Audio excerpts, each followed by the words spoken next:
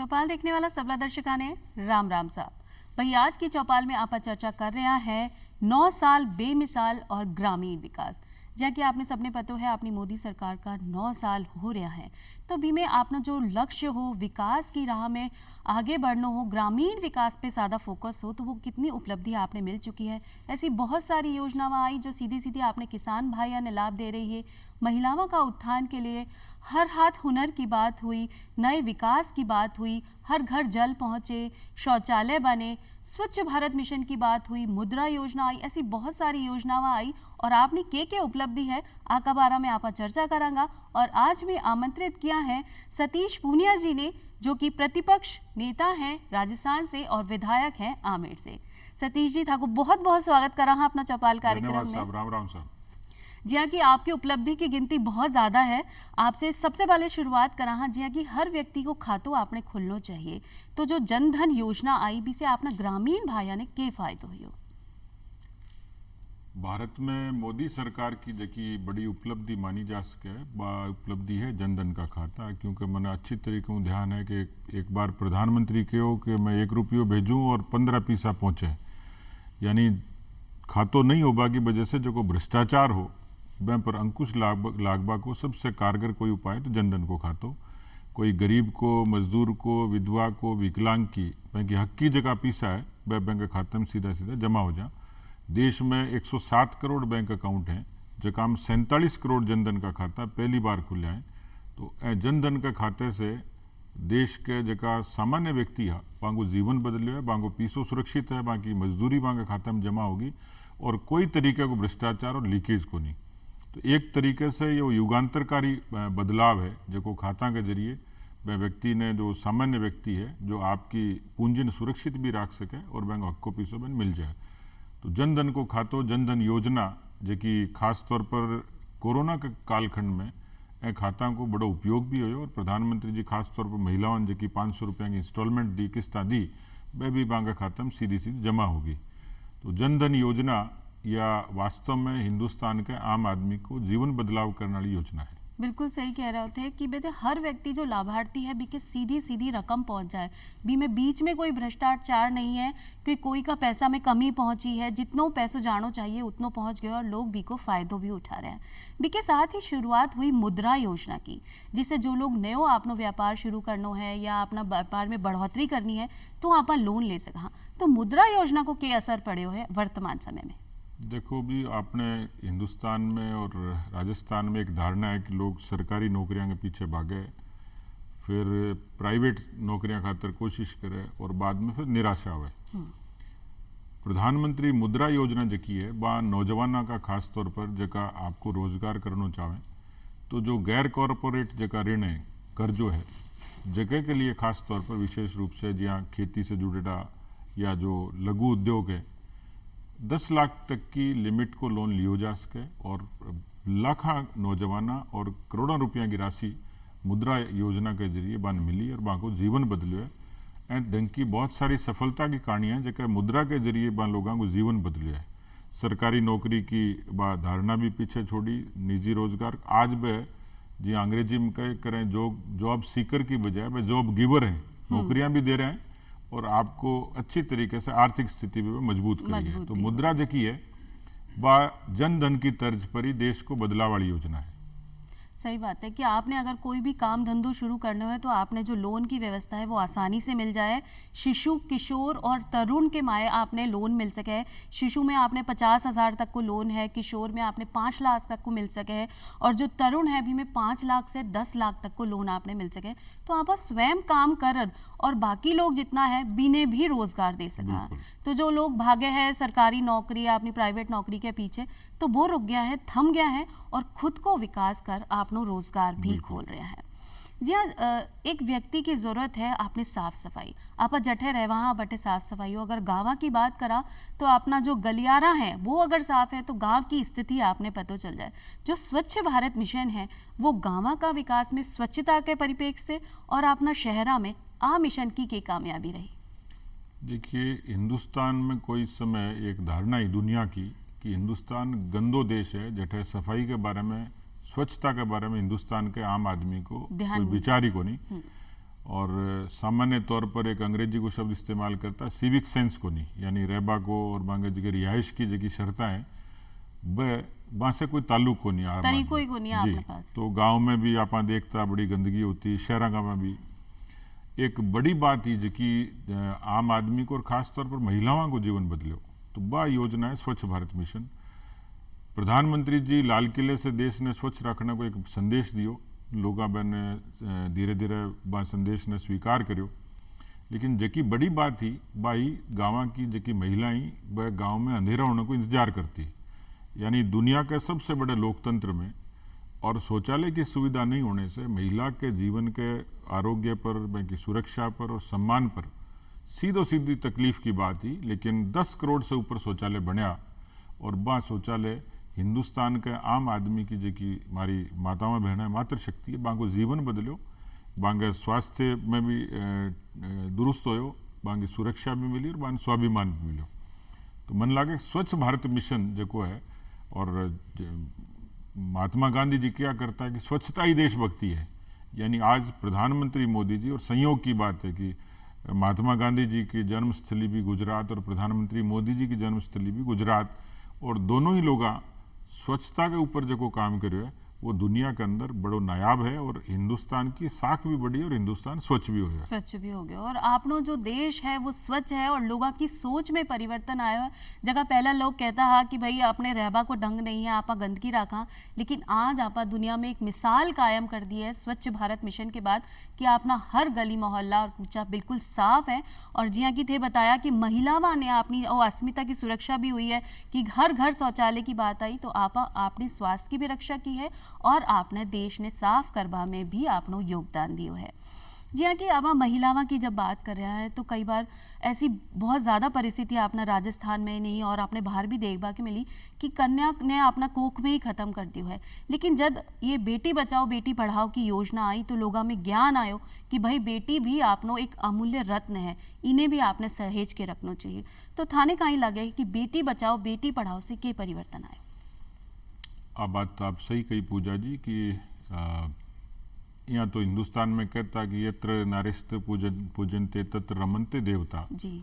पर आ विडम्बना ही कि देश में एक दौर आयो कि जकी कन्या भ्रूण हत्या और बैंक बाद जकी रूढ़ीवादी जकी परंपरा ही कि लड़का और लड़की में भेद करना, तो बैंक की नतीजो हो कि पुरुषों का मुकाबला महिलाओं को जो सेक्स रेशो है वो कम हो गयो। 1000 के मुकाबले महिलाएं सिर्फ 900 के करीब रही, तो वो जो बड़ो अंतर हो ऐसे एक देश में सामाजिक तरीके से एक असंतुलन हो गयो।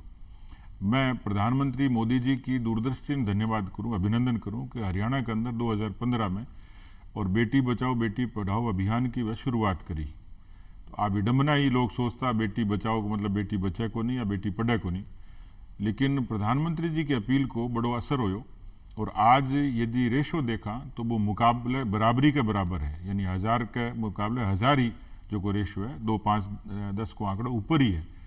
तो ऐ चीज़ों से देश में एक बड़ो बदलाव आयो।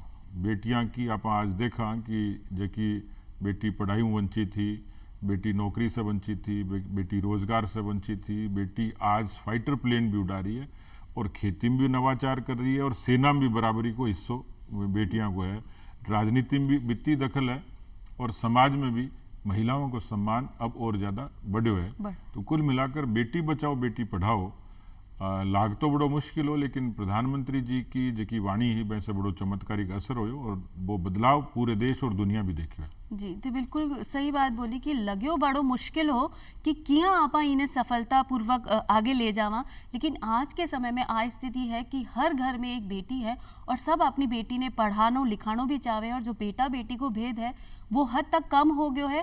आज यहाँ की दूर दराज की अगर बात करा तो हर पद पर एक महिला आसीन है, एक बेटी शिक्षित हो रही है और आपने घर परिवार को सहेज कर रख रही है और भी की उन्नति में भी सहयोग करी है।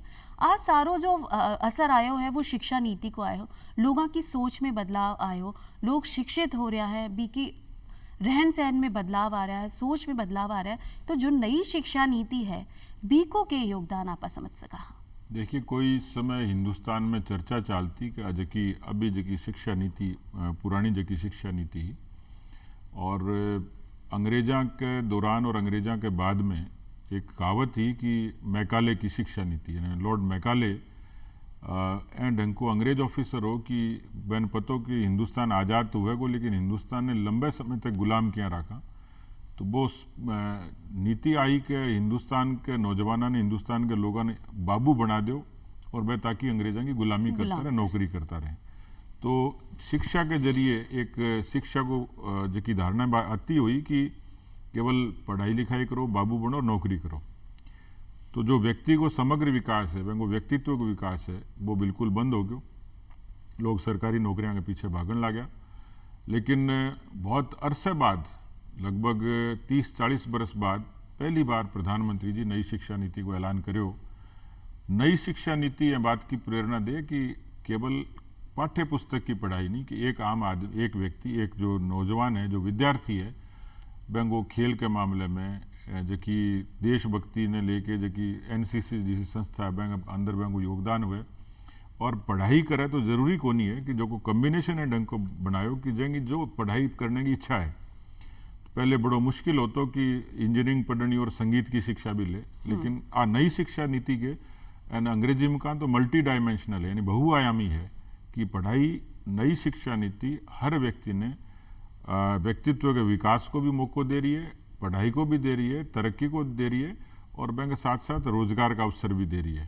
तो कुल मिला के जो कि भारतीय जो कि शिक्षा पद्धति है, जो मूल्य परक है, जो संस्कृति परक है, नई शिक्षा नीति पर बैंक को विशेष फोकस है। तो अभी तो शुरुआती दौर है, लेकिन मन लागे कि आने वाले टाइम में जो जो नई शिक्षा नीति को विस्तार हुएगा तो बैंक को एक अच्छो असर समाज और देश में देखने को मिलेगा और लोगों ने जितनी भी अपनी मनचाही शिक्षा है वो ले सके हैं।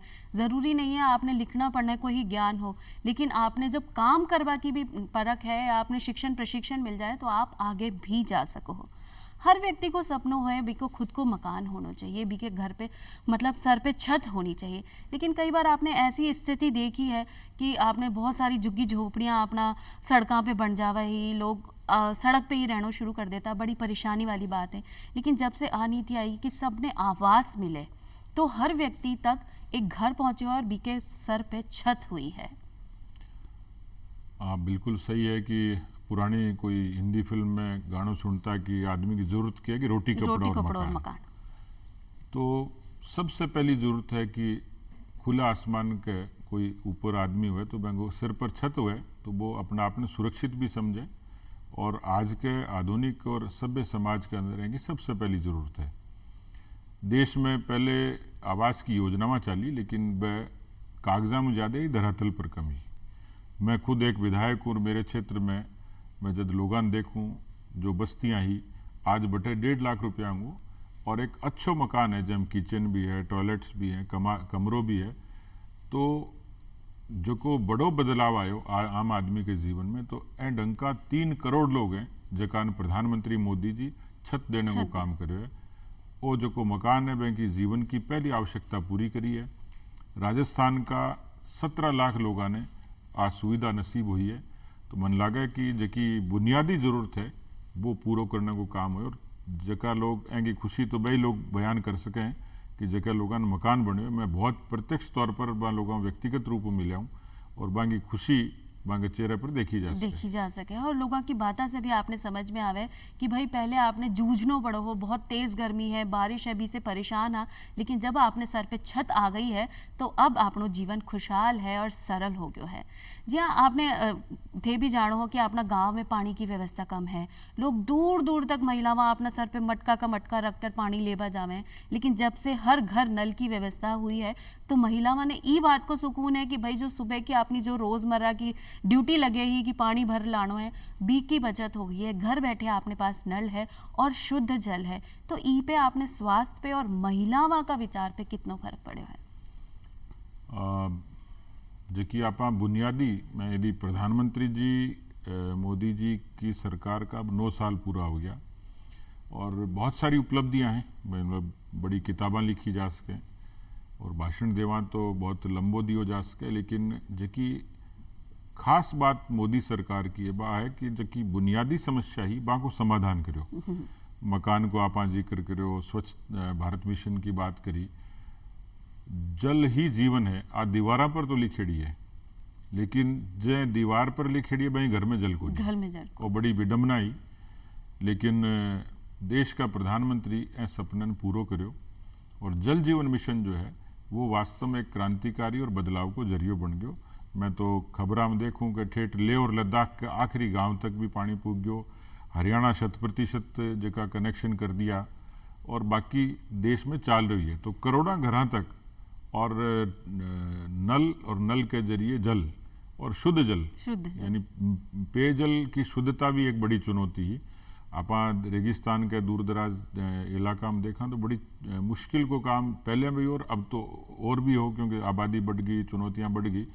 लेकिन जल जीवन मिशन जब कंप्लीट हो जाएगा, जाएंगे मियाद 2024 तक है, तो मन लगे कि देश के बहुत बड़े हिस्से तक नल पहुंचेगा और जल पहुंचेगा। जी, और लोगों ने आपने ही घर में रहबा के लिए एक खुशी भी मिलेगी कि भाई घर में जल भी है, आपने नज़दीकी विद्यालय भी है, आपने शिक्षा भी मिल रही है और योजनाओं के जरिए आप लोन लेकर आपनो काम धंधो भी कर सका।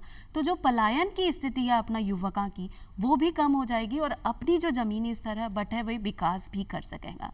भाई जल है, घर है, बी के साथ एक सबसे बड़ी ज़रूरत है आपनो स्वास्थ्य बनेड़ो रहे और ई के लिए भी एक पहल जब अपनी हुई है वो है आयुष्मान भारत की। तो आयुष्मान भारत की सफलता तो हर घर में देखी जा सके।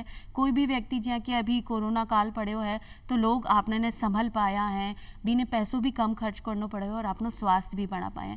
थे कहीं कहना चाहो आयुष्मान भारत के बारे में?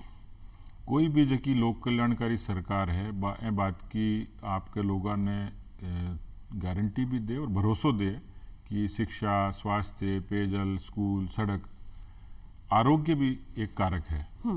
देश का जहाँ कहो जा सके कि स्वस्थ तन में स्वस्थ मन को विकास हुए, निवास हुए।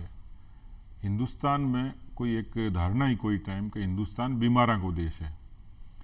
कालांतर में बदलाव आयो, लेकिन कोरोना जो हो, कोरोना एक सबक दियो और हिंदुस्तान के प्रति लोगों ने ताजुब हो कि इतो बड़ो देश, इतनी सारी चुनौतियां। लेकिन प्रधानमंत्री जी के नेतृत्व से भारत के वैज्ञानिकों की दक्षता से वैक्सीन बनी और वह वैक्सीन लोगों की सुरक्षा करी। तो प्रधानमंत्री जी की दृढ़ता और संकल्प यूं दिखा कि वह शुरुआती दौर में जो हेल्थ को इंफ्रास्ट्रक्चर है, वह चाहे सब सेंटर्स हो, चाहे प्राइमरी हेल्थ सेंटर्स हो, चाहे CHC हो, वह के विकसित करने के लिए बांगो पुरजोर वह कोशिश करी। स्वास्थ्य मंत्रालय को जो बजट हो बैन बढ़ायो और वह के साथ साथ जिस तरीके से लोगों की जो बड़ा ऑपरेशन, बड़ी बीमारियां बांगो इलाज के लिए जो आयुष्मान भारत योजना लागू करी, जबकि देश के 50 करोड़ लोग आज बैंक लाभ ले रहे हैं, 5 लाख तक को बैंक बीमो है। तो आयुष्मान जो है वो एक लोगों ने सुरक्षा की, स्वास्थ्य की गारंटी दी और वैसे लोगों के जीवन में बदलाव आए और सुरक्षा के प्रति जागरूकता भी बढ़ी है और लोगों ने एक आयुष्मान भारत योजना के जरिए जो को स्वास्थ्य को बीमो है, वैसे लोगों के मन में एक भरोसा भी पैदा हुई हो कि आप स्वस्थ रह सका और आपने देश में ही रह सका। जी कि दूसरा देश है बी के सामने भी आपने अपनो टंको बजाया है कि भाई भारत ऐसो देश है जो इतनी बड़ी चुनौती में भी एक सफलता पूर्वक अपनी जनसंख्या ने बचा रख पायो है और हर व्यक्ति ने स्वस्थ रख पायो है। जी बीच में थे एक बात करी कि सड़क और राजमार्ग भी होना चाहिए।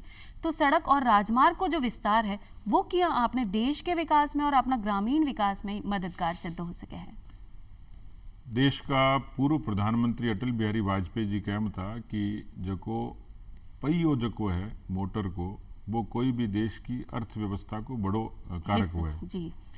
लेकिन पहियो जदी घूमे को सड़कें ठीक होंगी। सड़कों से देश को समृद्धि को भी और विकास को रास्ता निकला। तो आप देखे होगा कि दुनिया की जो कि गांव से शहर ने जोड़ने की सड़कें हैं, प्रधानमंत्री ग्राम सड़क योजना आज की अभिनव योजना ही वाजपेयी साहब की देनी। स्वर्णिम चतुर्भुज और नेशनल हाईवेज राजमार्गों को विस्तार वाजपेयी जी के समय शुरू हो। प्रधानमंत्री मोदी जी ने गति दी और आज देश में 7 लाख किलोमीटर लंबी प्रधानमंत्री ग्राम सड़क योजना है। राजस्थान में 70,000 किलोमीटर पर सड़कें बनी है और आज लाडले दिना प्रधानमंत्री जी 2 आया दिल्ली और बंबई के बीच के कॉरिडोर को उद्घाटन करो, एक्सप्रेस वे को 12 घंटा के भीतर बंबई से दिल्ली जाया जा सके। हिंदुस्तान को आदमी कदे कल्पना को नहीं करतो। तो लाखों किलोमीटर का हाईवेज भारतमाला जगह हिंदुस्तान ने अलग अलग राजधानियां जोड़नो, तो आज दूरियां भी कम हुई है, ड्राइविंग सेफ हुई है, डीजल की बचत हुई है, समय की बचत हुई है। तो राजमार्गों को विकास अब हिंदुस्तान के नए दौर में, और अब तो जो को प्रोजेक्ट आए हुए गति शक्ति 16 लाख करोड़ को जो को बजट है, वैसे तो हिंदुस्तान के जो को बुनियादी विकास है वह और ताकत मिलेगी, और खास तौर पर हाईवेज को जो को निर्माण है वह और गति मिलेगी और अपनी अर्थव्यवस्था ने भी मजबूत कर सके हैं। जब अपनी आवागमन का साधन बढ़ जावे हैं, अपनी अप्रोच अगर बढ़ जावे है तो आपा काम भी अच्छो कर सका। जैसे कि आपना जो किसान भाई हैं बिने आपा अन्नदाता कहवा हाँ भाई, आप अगर किसान भाई नहीं है तो आपनो जीवन कठिन है। तो किसाना ने सिर मोर रखे गयो बी के सम्मान निधि योजना लाई गई, तो बी से किसाना का जीवन में के परिवर्तन आयो?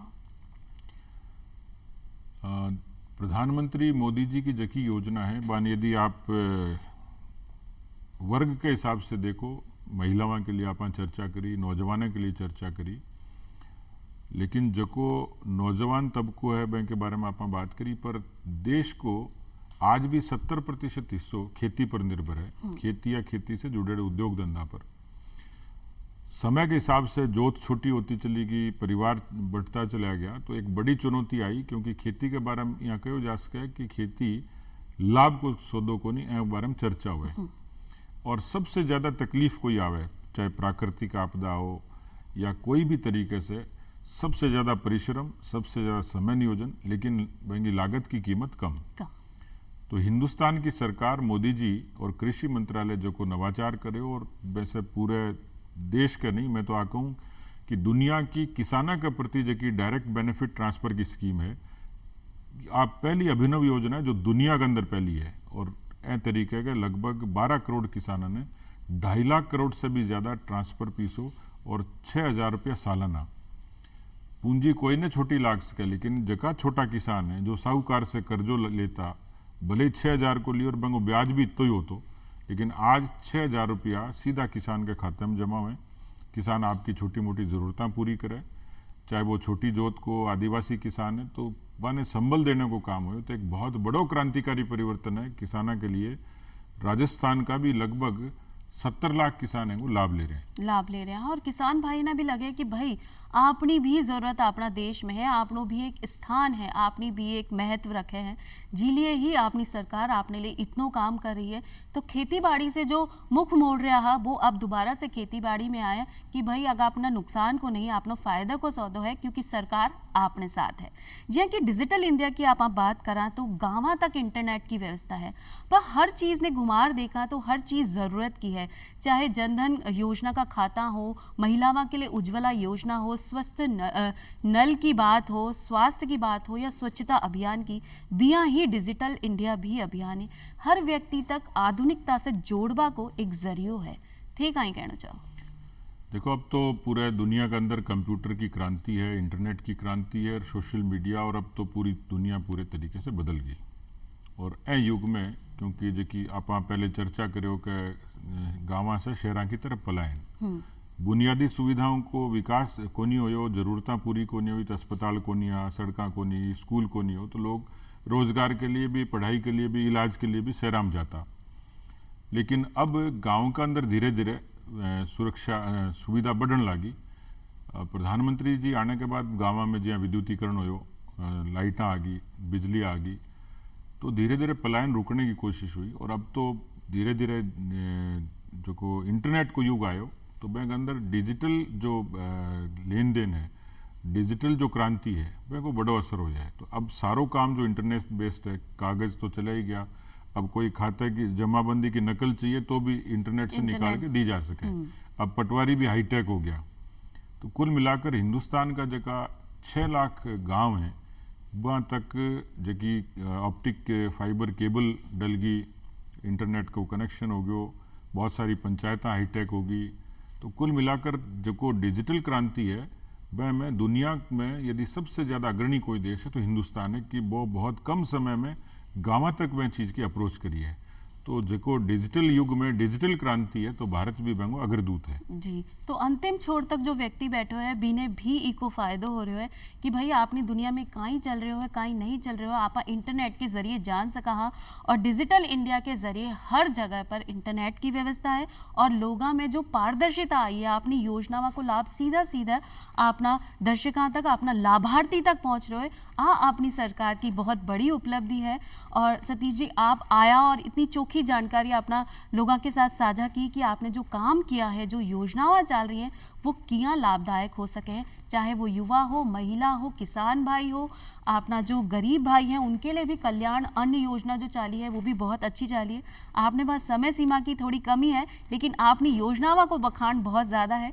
आज मैं थाने धन्यवाद देना चाहा और फिर मिलांगा एक नई जानकारी के साथ। तब तक के लिए राम राम सा। राम राम सा।